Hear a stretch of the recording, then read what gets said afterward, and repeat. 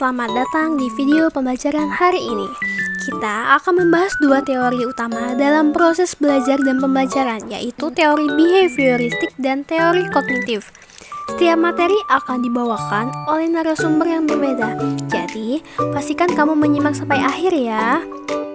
Untuk materi pertama, akan kita mulai dengan teori behavioristik yang akan dijelaskan oleh Kak Dian. Jangan lupa disimak ya. Halo teman-teman semua, pada kesempatan kali ini saya akan memaparkan mengenai teori belajar dan pembelajaran. Yang pertama ada teori behavioristik. Konsep utama dari teori ini yaitu belajar dipandang sebagai perubahan perilaku yang dapat diamati dan diukur secara objektif. Perubahan ini terjadi sebagai hasil dari hubungan stimulus dan respon, di mana perilaku tertentu diperkuat atau dilemahkan tergantung pada konsekuensi yang mengikutinya. Proses belajar dianggap berhasil jika peserta didik menunjukkan respon yang sesuai dengan stimulus yang diberikan. Lalu, ada beberapa tokoh-tokoh dan kontribusinya di dalam pengembangan teori behavioristik ini. Yang pertama, ada Edward L. Thorndike yang memperkenalkan hukum efek. Thorndike menyatakan bahwa jika suatu perilaku diikuti oleh konsekuensi yang menyenangkan, maka perilaku itu cenderung akan diulang. Sebaliknya, jika perilaku diikuti oleh konsekuensi yang tidak menyenangkan, maka kecenderungan untuk mengulang perilaku tersebut akan menurun. Ini menjadi dasar dari pembelajaran melalui trial dan error. Lalu, yang kedua, ada menurut Ivan Pavlov yang memperkenalkan pengkondisian klasik. Pavlov menemukan bahwa respon bisa dipelajari melalui asosiasi antara stimulus netral, misalnya bunyi bel, dengan stimulus yang secara alami menimbulkan respon, seperti makanan yang menimbulkan air liur. Setelah beberapa kali pengulangan, stimulus netral itu sendiri dapat menimbulkan respon yang sama, yang disebut respon terkondisi. Ini menunjukkan bahwa belajar bisa terjadi melalui pengkondisian. Wah, penjelasannya seru banget ya. Eits, tapi belum selesai nih. Masih ada lanjutan materi dari teori behavioristik yang akan dijelaskan oleh Kak Faiza. Mohon disimak ya. Yang ketiga ada Skinner dengan pengondisian operan. Nah, jadi Skinner mengembangkan teori bahwa perilaku ini dipengaruhi oleh konsekuensinya. Yang pertama ada penguatan atau reinforcement akan yang meningkatkan kemungkinan munculnya perilaku, sementara hukuman atau punishment akan mengurangi kemungkinan tersebut. Nah, Skinner juga menekankan pentingnya penguatan positif dan juga negatif dalam pengontrolan perilaku. Selanjutnya ada aplikasi dalam pembelajaran. Nah, ini terbagi menjadi 3. Yang pertama adalah drill dan latihan rutin. Jadi materi yang diberikan secara berulang-ulang melalui latihan dan juga pengulangan agar respons yang diinginkan terbentuk secara otomatis. Metode ini cocok untuk pembelajaran keterampilan dasar seperti membaca, berhitung, dan juga menulis. Yang kedua ada penggunaan reward dan punishment. Jadi guru memberikan penghargaan bagi siswa yang menunjukkan perilaku belajar yang diharapkan seperti nilai yang baik, pujian, dan juga hadiah. Dan selanjutnya adalah hukuman untuk mengurangi perilaku yang tidak diinginkan seperti teguran atau pengurangan poin. Nah, yang terakhir adalah peran guru sebagai pusat informasi.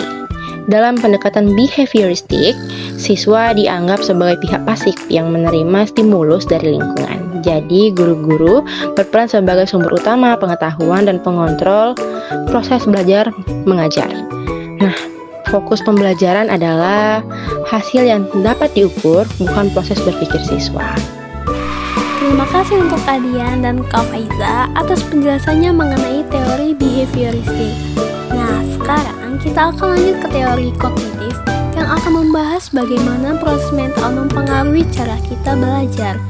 Materi ini akan dijelaskan oleh Kak Kia. Mohon disimak ya.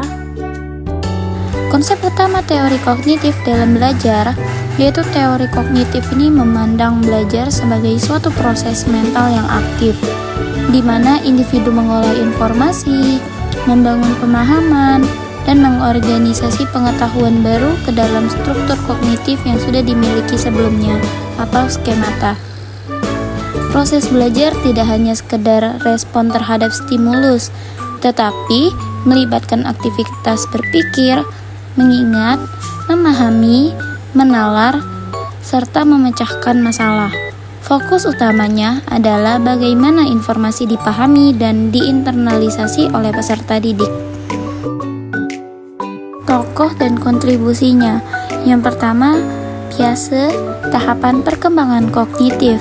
Piaget menjelaskan bahwa kemampuan kognitif anak berkembang melalui 4 tahap, yaitu yang pertama, sensori motor pada usia 0-2 tahun. Pada tahap ini, belajar melalui aktivitas fisik dan pengalaman langsung. Yang kedua, praoperasional pada usia 2-7 tahun. Pada tahap ini, anak mulai menggunakan simbol dan bahasa, tetapi masih berpikir secara egosentris. Lalu yang ketiga, operasional konkret, yaitu pada usia 7-11 tahun. Pada tahap ini, anak itu mulai mampu berpikir logis tentang objek nyata, memahami konsep konservasi, klasifikasi, dan urutan. Lalu yang terakhir, operasional formal pada usia 11 tahun ke atas. Anak mulai mampu berpikir abstrak dan sistematis, serta menyusun hipotesis. Wah, lengkap banget nih penjelasannya. Tapi masih ada tambahan lagi nih untuk teori kognitif. Yuk disimak. Selanjutnya ada tokoh yang bernama Jerome Brenner yang mencetuskan 3 tahap representasi dalam belajar. Brenner menyatakan bahwa seseorang belajar melalui 3 tahap representasi. Yang pertama ada enaktif, yakni belajar melalui tindakan langsung atau manipulasi objek. Yang kedua ikonik, yakni belajar melalui gambar atau visualisasi. Yang ketiga ada simbolik, yakni belajar melalui simbol-simbol seperti bahasa dan angka.